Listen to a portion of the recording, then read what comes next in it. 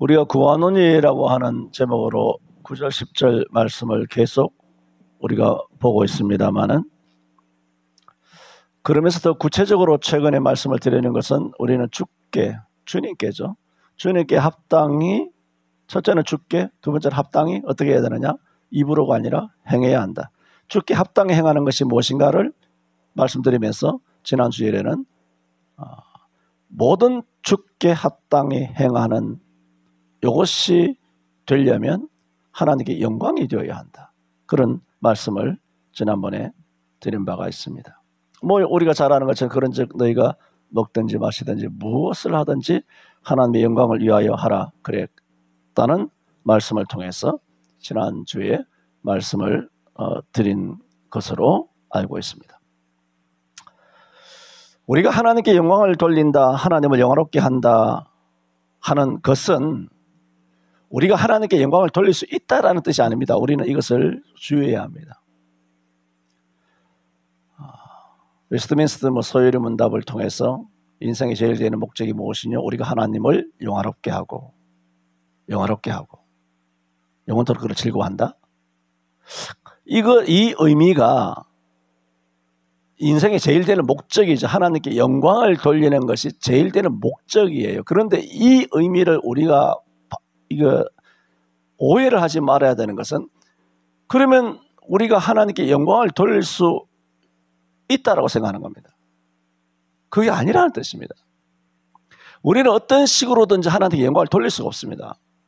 우리가 기도, 헌신, 충성, 순종, 목숨을 바치더라도 하나님께 영광이 되는 거 아닙니다. 예배로도 하나님께 영광이 되지 않습니다. 여기서 우리가 주께 합당히 해가는 것은 하나님께 영광이 되는 것으로 검증 혹은 직결되어야 주께 합당히 행하는 것인데, 우리가 이 의미가 우리가 주께 합당히 행할 수 있다라든가, 그러므로 우리가 주님께 영광을 돌릴 수 있다, 우리의 인격이나 삶이나 우리 헌신으로 있다라는 의미가 아니라는 겁니다. 못하죠. 우리의 모든 어떤 성경에서의 모든 신앙적인 어떤 덕목들이 있지 않습니까? 말씀, 기도, 찬송, 전도, 구제, 선교, 봉사, 순종이든 무엇든 간에 그 모든 덕목은 어떨 때 하나님께 영광이 됩니까? 예수 그리스도를 통해서일 때. 내가 그 길이라 그랬잖아요. 예수님이라고 한 길이 없으면 모든 것은 꽝이에요. 모든 것은 말하자면 사실은 쓰레기예요. 이걸 모른다. 핵심적인 것은 우리가 하나님께 영광을 돌릴 수 있다라는 것이 뭐냐? 그게 은혜다. 은혜이기 때문에 우리가 드리는 기도가 상달되는 거죠. 내 기도가 상달되는 게 아니라 내가 한 기도가 하나님의 은혜로 말미암아 기도가 되는 거예요. 찬양이 찬양되는 거죠. 우리는 하나님을 영화롭게 못해요. 절대로. 죄인이 무슨 하나님께 영광을 돌립니까? 죄인 중에도 보통 죄인이 아니고 아무것도 아닌 인간들인데. 그러므로 이 모든 하나님을 영화롭게 하라 하고 인생의 제일 대의 목적은 그 뭡니까? 오직 예수님을 잘 믿으면 뭐예요? 잘 믿으면 영화롭게 되는 거예요. 예수님을 잘 믿으면 영화롭게 되는 거예요.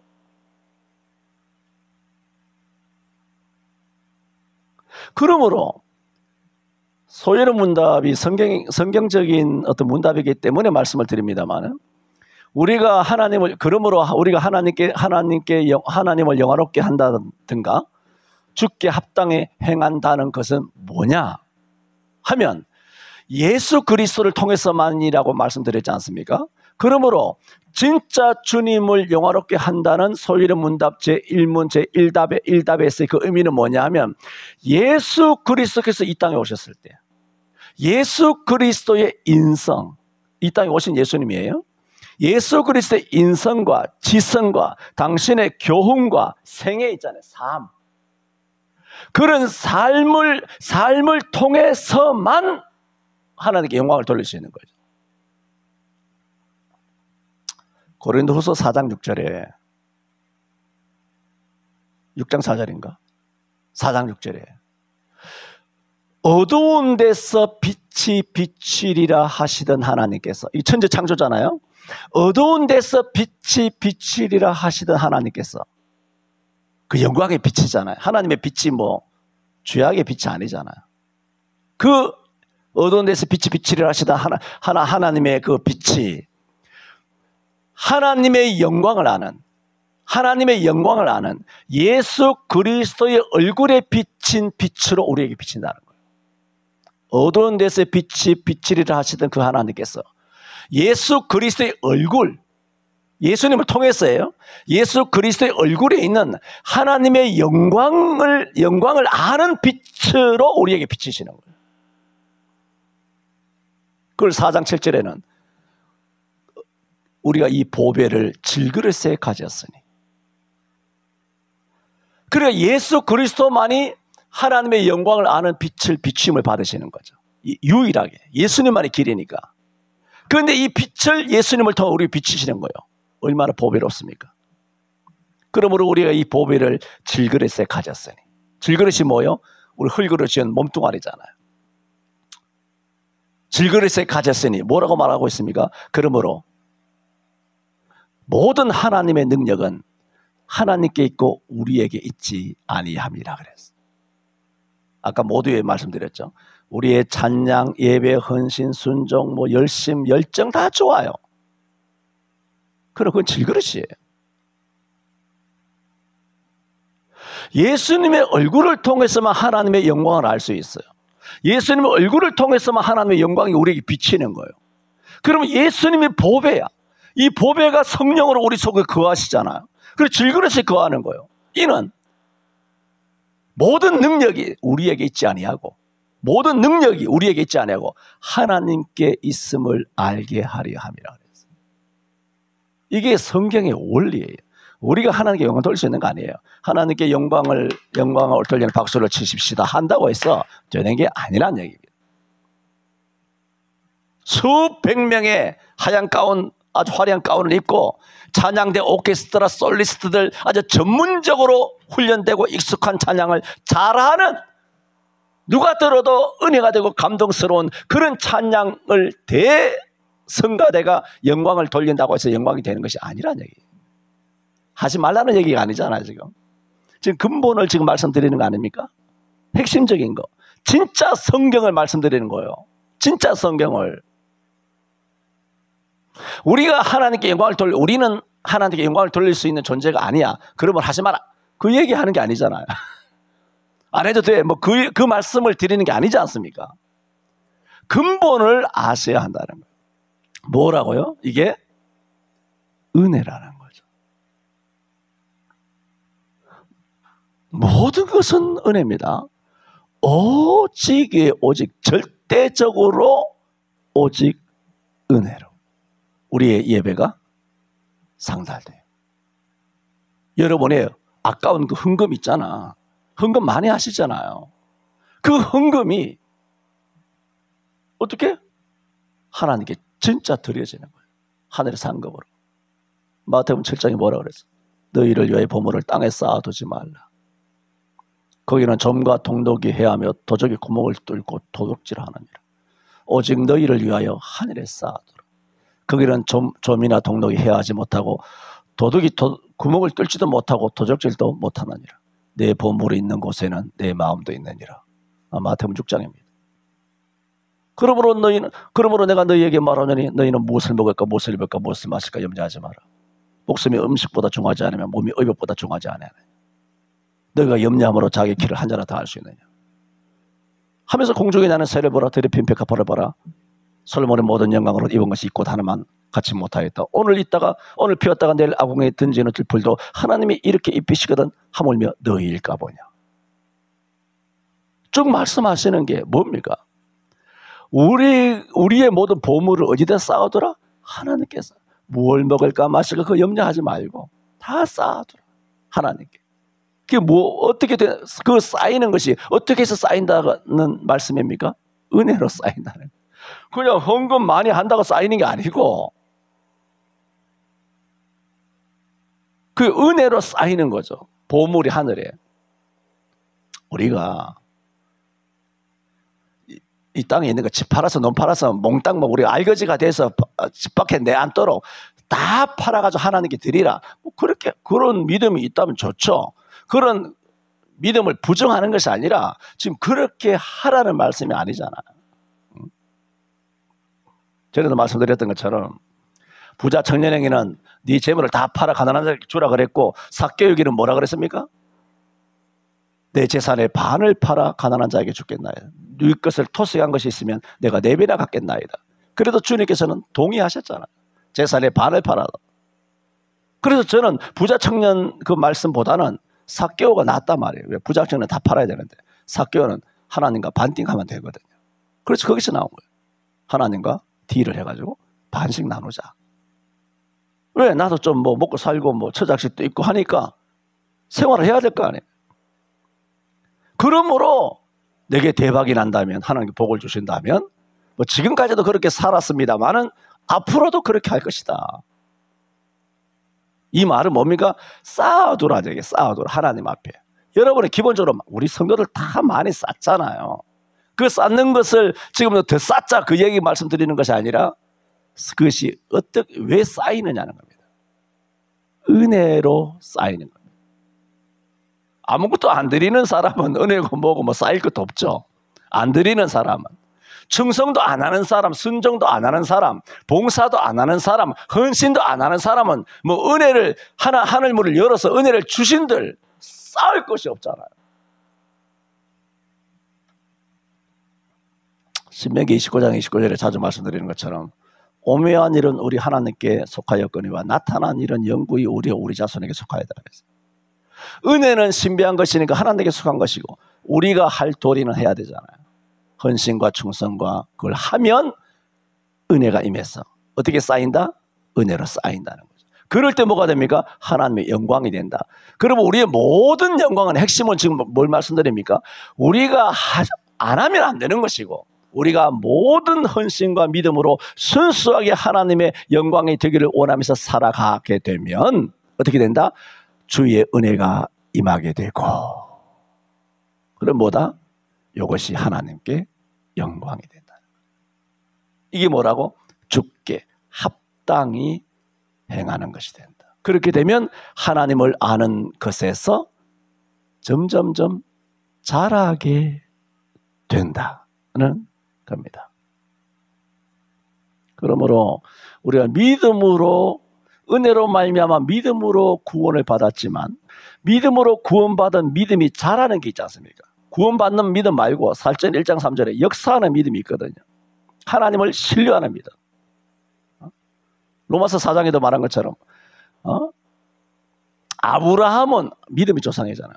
아브라함은 바랄 수 없는 중에 바랐으니 이는 내 자손이 이와 같으리라 하는 말씀대로 그가 그 약속을 믿었습니다 그랬어요.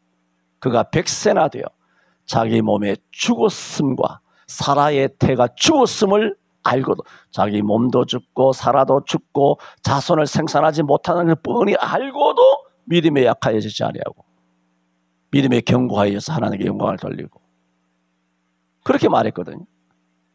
그런 아브라함의 믿음은 이삭을 이야기하고 있잖아요. 나이가 100살 됐을 때. 아브라함이 100살 됐을 때 하나님 믿었습니까? 아닙니다. 가나안 들어올 때는 나이가 75이었어요. 이미 하나님을 믿는 믿음이 있었어요. 그런데 25년이 지나 100살이 되어서야 독자 이삭을 바치는 믿음을 가지고 있는 사람이 되었어요. 그게 뭘까요? 아브라함의 믿음, 구원받는 믿음이 어마어마하게 자랐다는 거예요. 이렇게 되었을 때 하나님께서 뭐라고 말했습니까? 믿음의 조상이라 그렇게 말했어요. 이것을 너에게 의로 여긴다 말씀하셨어요. 그러면 우리 모두는 구원받는 믿음은 예수 믿는 사람 우리 모든 성도들 다 갖고 있어요. 그런데 문제는 뭐냐면 구원받는 믿음은 똑같아요. 성령의 역사니까. 그러나 이 믿음이 아브라함과 같은 믿음에 이르든지 예수 그리스도의 장성한 분량까지 이르든지 아니면 젖이나 먹고 여전히 단단한 식물을 못 먹는 사람이 되든지 어떤 사람에게 하나님 말씀의 도가 초보가 무엇인지 지금도 여전히 가르침을 받아야 될 만한 그런 초짜처럼 여전히 안전뱅이로 남아있든지 아니면 단단한 식물을 먹음으로써 그가 지각을 사용하여서 그가 연단을 받아 선악을 분별하는 그런 뛰어난 믿음을 가지고 있든지 간에 성도들 중에는 다 예수 믿음을 갖고 있지만은 이런 신앙을 가지고 하나님의 영광을 위하여 살아가는 사람과 살아가지 않는 사람의 차이는 뭐냐? 믿음에는 100% 차이가 납니다. 안 자랐으니까. 여전히 절지나 먹는 거죠. 안 자라서 믿음이. 그럼 예수 믿는 지 50년 되면 잘합니까? 세월 가면 잘합니까? 목사 되면 잘하는 것입니까? 장로가 되면 믿음이 잘하는 것입니까? 아닙니다. 목사, 장로가 오죽하면 그 당시 대제사장, 서기관, 바리새인, 사도계인들 수두룩하게 있었지만은 주님께서 사도들도 잡아가지고 뭐라고 말했습니까? 어린아이를 앞에 두고 돌이켜 어린아이와 같이 되지 않으면 천국에 들어가지 못한다. 사도들을 가르치는 거죠. 사도들을. 근데 오늘 목사, 장로가 뭐라고? 지금 핵심은 뭐냐 하면 지금 세월이 간다고 직분이 있다고 이 사람의 믿음이 자랐느냐? 아닙니다. 예수님도 절대로 그 인정 안 했어요. 누가 믿음이 제일 좋다고 말씀하셨나요? 어린아이. 그러니까 주님의 말씀의 교훈이 뭐예요? 진짜 자란 믿음의 속성, 성질이 뭐라는 겁니까? 진짜 믿음의 성질이 뭐예요? 주님이 칭찬받은 성질이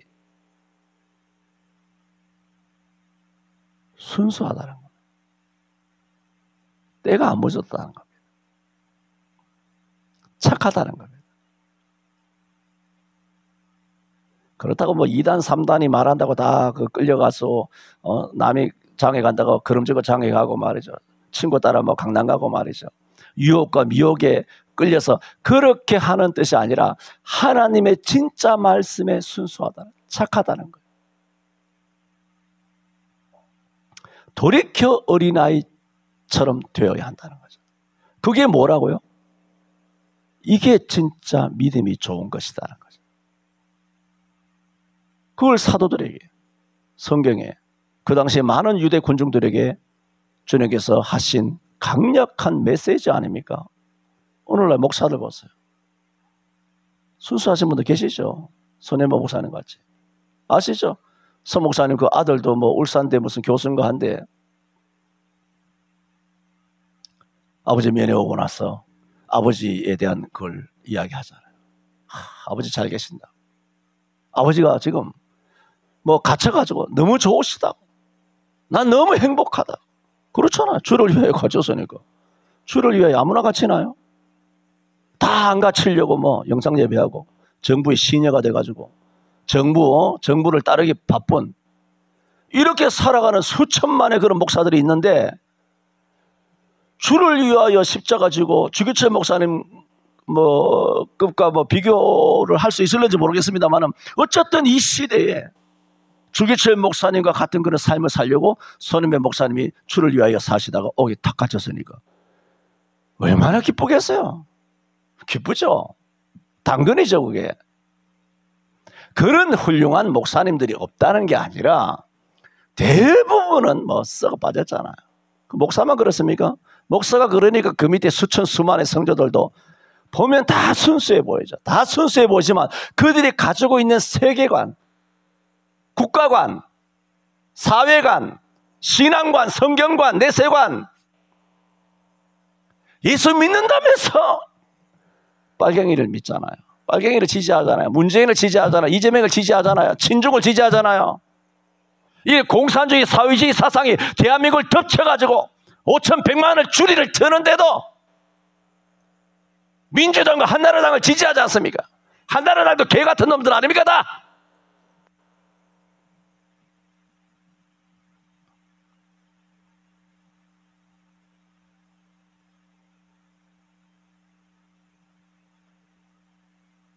지금 말씀드리는 것은 세월이 간다. 나 예수 믿은 지 50년, 70년 됐다.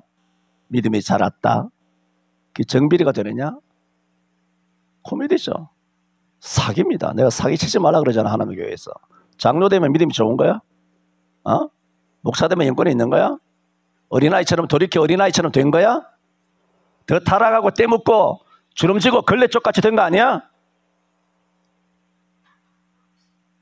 오죽하면 2000년 전에 대제사장들이 주님 앞에 얻어 터졌을까? 오늘 나는 괜찮을 것 같아요. 목사들, 장로들. 가장 썩은 것이 당회 아닙니까? 전국에, 한국교회에. 우리 교단, 노예, 총회 다 썩어 빠졌잖아.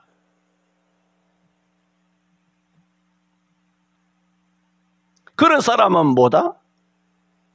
하나님을 아는 것에 자라지 못한다는 겁니다. 믿음이 자라지 않습니다. 목사니까 믿음이 있는 것처럼 나처럼 고함을 지르고 이렇게 하지만 실제로 그 목사들은 믿음이 자라는 게 아니에요. 구원은 받을는지 모르지만 절대로 믿음이 자라지 않습니다. 정말 믿음이 자랐다면 소년보 목사님 같이 행동을 했었어야 돼요. 교회 문을 닫지 말았어야 됐어. 정부의 종노릇을 하지 말아야 됐어. 지난주에도 인용드린 것처럼 로마서 6장 16절에 너희 자신을 종으로 들여 누구에게 순종하든지 그 순종함을 받는 자, 나의 순종을 받는 자의 종이 되는 줄을 너희가 알지 못하느냐. 우리가 정부에 순종했단 말이에요. 정부 시책에 순종했단 말입니다. 그러면 정부의 종이라고 말했어요. 로마서 6장 16절에. 어디 정부 같은 쓰레기 같은 하급들이 가며 목사의 순종을 요구하고 위협하며 할 수 있습니까? 그게 하나님을 아는 것에 잘한 것입니까? 아닙니다. 말도 안 되는 소리 하지 마세요. 저 계속 말씀드리는 것이 뭐라고요? 우리가 인생의 제일 되는 목적이 하나님을 영화롭게 하는 것이에요. 말씀드렸죠? 그러면 우리가 진짜 하나님을 영화롭게 할 수 있느냐? 안 된다고 말씀드렸어요. 그걸 착각하고 있다고. 근데 영화롭게 되는 것은 뭐냐? 나 때문이 아니라 예수 그리스도의 영광. 하나님의 영광에 아는 빛을 예수 그리스도 얼굴에 비추셨느니라. 이 보배 되신 예수님이 우리의 질그릇되는 우리 몸속에 계시기 때문에 우리가 하는 행동이 뭐가 된다? 하나님께 영광이 되는 거죠. 누구를 통하여? 예수님을 통하여. 은혜를 통하여. 이 방정식을 첫째 몰라요. 두 번째 알아도 자꾸 까먹어요. 사람은 자기가 자꾸 올라오거든. 관종처럼 뭐 자기를 자꾸 그래 행동하지 마요. 뭘 하나 떡 하나 갖다 주고 밥 하나 갖다 주고 얼굴 보면서 예 계십시오. 또 인사가 길어. 꼬랑지가 길어. 내가 봤을 때 싹 돌아서 나와야지. 밥 대접하면 싹 돌아서 나와야지. 선물도 드리고는 싹 돌아서 나가야지. 꼬랑지가 길어서 계속 따라다니면서 감사합니다. 이런 사람으로부터의 그런 칭송을 받고 싶어?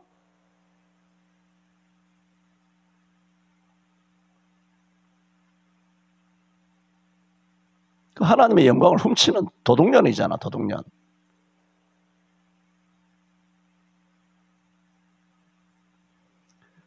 오늘 이걸 다 마치려고 했는데 또 못 마쳤습니다. 어쨌든 오늘은 사람이 하나님께 영광을 돌릴 수 없다. 만약에 그것이 영광이 된다라면 그것은 오직 예수 그리스도의 은혜이다. 그걸 알아야 돼요. 교회의 설교를 통하여 혹은 성경 암송을 통하여 헌신을 통하여 찬양을 통하여 무엇을 통해서든지 하나님 크게 영광을 받으셔요. 그런데 받으셨다면 그만큼 뭐라고? 내가 빚진 자임을 알아야 돼요. 은혜의 빚을 졌다. 이게 정답인데 성경인데 그게 아니라 자꾸만 어깨가 이렇게 올라간다. 와, 어깨가 올라가고 뭔가 자부심을 가지고. 이거 죄 받습니다. 영광을 도둑질하는 거 하나님 아주 싫어하십니다. 기도합니다.